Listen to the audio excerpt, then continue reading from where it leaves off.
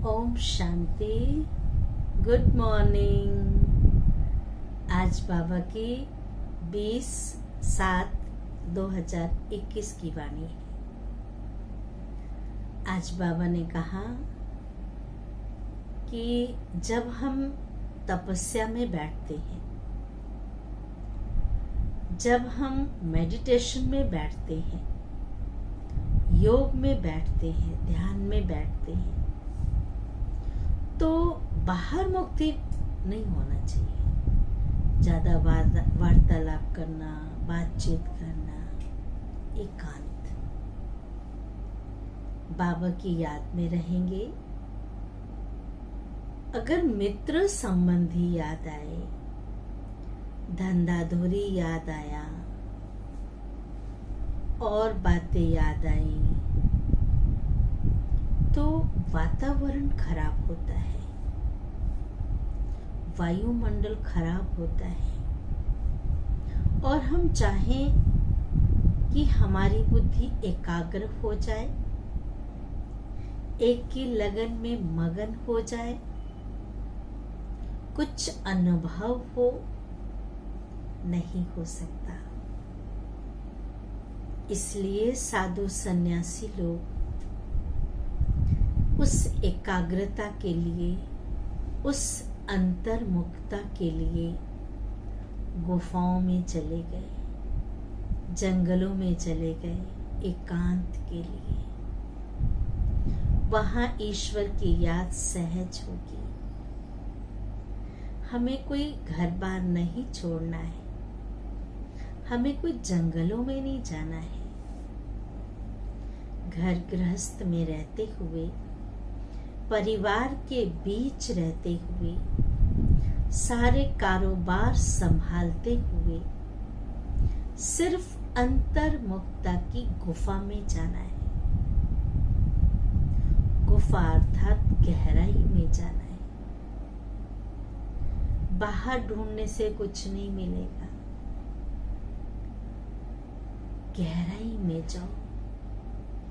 जितना मनन करेंगे, जितना चिंतन करेंगे, मनन चिंतन से ही मगन अवस्था होती है। कहते हैं ना कि कोई किसी का भी चिंतन करता हो, चाहे किसी व्यक्ति का चिंतन कर रहा हो या प्रभु का चिंतन कर रहा हो, जब किसी के चिंतन में गहराई में चले जाते हैं, उसे बाहर की कुछ भी चीजें याद नहीं रहती हैं। सामने से कोई गुजर जाएगा और पूछा जाए यहां से अभी कोई गया, तो कहेंगे सॉरी, मैंने ध्यान नहीं दिया, क्योंकि एक की गहराई में चले गए थे। अब आप सोचिए कि जब उस प्रभु की याद में, उसकी लगन में, उसकी प्रीत में मगन होंगे, तो दुनिया की सुध बुध सब भूल जाती है। ये देह भी याद नहीं होगी। कौन आ रहा है, कौन जा रहा है, कुछ याद नहीं होगा। सिर्फ वो एक लक्ष्य याद होगा। इसका अभ्यास करना है। अभ्यास करते करते कोई भी काम सहज हो जाता है।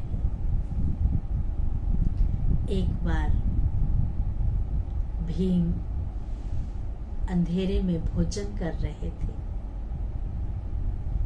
अर्जुन ढूंढते ढूंढते पहुंच गए। अर्जुन ने पूछा, भैया क्या कर रहे हो? तो भीम ने कहा, मैं भोजन कर रहा हूं। अर्जुन ने कहा, अंधेरे में? बहुत सुंदर जवाब दिया भीम ने। अभ्यास अर्जुन, अभ्यास। मुझे खाने का इतना अभ्यास है कि मैं चाहे अंधेरे में भी खाऊं तो वो मुख में ही जाएगा, आंख में नाक में नहीं जाएगा। अर्जुन उस दिन से एक शिक्षा ले लिया, एक सबक ले लिया कि हम भी तो तीर चला सकते हैं, अंधेरे में भी तीर चला सकते हैं। इतना तीर चलाने में धनुर्धर बन गए। जो मछली की आंख की जो बिंदी थी, उस बिंदी पे निशाना, और उस निशाना लगाने से विजयी बन गए। परमात्मा भी कहते हैं एकाग्रता को बढ़ाओ, लगन को बढ़ाओ, लक्ष्य को सामने रखो। वो जैसे मैं आत्मा बिंदी हूँ, वो परमात्मा बिंदी ही नजर आए और कुछ भी नजर ना आए। कई लोग कहते हैं हम जब मेडिटेशन करने बैठते हैं, हमारी आंखें बंद हो जाती हैं, खुलेगी तो सारी कुछ दिखाई देगी। अगर हम ये ध्यान रखें कि मैं बिंदु और वो बिंदु एकदम उसकी याद में खो जाए, कुछ भी दिखाई नहीं देगा। ये लक्ष्य तक पहुंचेंगे। ये है मगन अवस्था। अभी हम सुनते हैं बाबा की वाणी। सार है मीठे बच्चे, इस सभा में बाहर मुखी बनकर नहीं बैठना है, बाप की याद में रहना है। मित्र संबंधी अथवा धंधे आदि को याद करने से, मित्र संबंधी अथवा धंधे आदि को याद करने से वायुमंडल में विघ्न पड़ता है। वाइब्रेशन में तो फैलता ही है ना। प्रश्न है, तुम बच्चों के रूहानी ड्रिल की विशेषता क्या है जिसे मनुष्य नहीं कर सकती? उत्तर है, तुम्हारी रूहानी ड्रिल बुद्धि की है। बुद्धि से हम यात्रा करते हैं, बुद्धि से योग करते हैं। उसकी विशेषता यही है, जो तुम आशिक बन अपने माशूक को याद करते हो। आशिक हम सब आत्माएं और माशूक है परमात्मा, उसे याद करते हो। इसका ही इशारा गीता में भी आया हुआ है, मन मना भव। बच्चे, मन को मेरे में लगा दो। परंतु मनुष्य अपने माशूक परमात्मा को जानते ही नहीं है, तो ड्रिल कैसे कर सकेंगे, कैसे याद कर सकेंगे? वे तो एक दो को जिस्मानी ड्रिल सिखाते हैं। बाबा ने कहा दुनिया में तो जिस्मानी शारीरिक योग सिखाते हैं, लेकिन यहाँ है आत्मिक रूहानी ड्रिल है। तो उस ड्रिल को करने से ही, उस योग को करने से ही आत्मा के अंदर शक्ति मिलेगी। धारणा के लिए मुख्य सार है, पहला है ड्रामा के ज्ञान को बुद्धि में रख निश्चिंत बनना है। किसी भी प्रकार की चिंता नहीं करनी है। चिंता चिता के समान है। निश्चिंत रहना, भगवान हमारे साथ है, क्योंकि जानते हैं बनी बनाई बन रही, अब कुछ बननी नहीं। तो जो चीज बनी बनाई है उसकी क्या चिंता करना, निर्मोही बनना है। दूसरी पॉइंट है, बाप द्वारा जबकि बृहस्पति की दशा बैठी है तो संभाल करनी है। राहु का ग्रहण न लग जाए।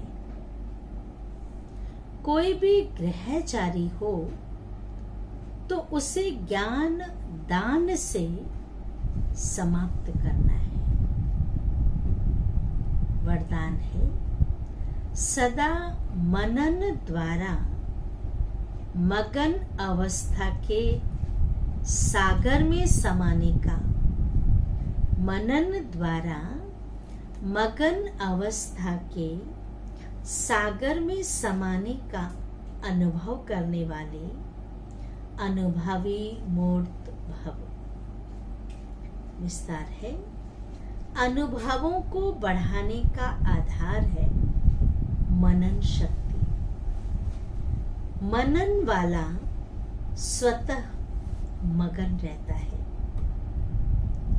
मगन अवस्था में योग लगाना नहीं पड़ता। जो मगन अवस्था है वो तो स्वरूप बन जाते हैं। योग लगाना नहीं पड़ता है, लेकिन निरंतर लगा रहता है।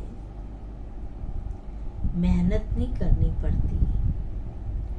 मगन अर्थात मोहब्बत के सागर में समाया हुआ, ऐसा समाया हुआ जो कोई अलग नहीं कर सकता। इतना उसमें खो जाते हैं कि कोई अलग नहीं कर सकता।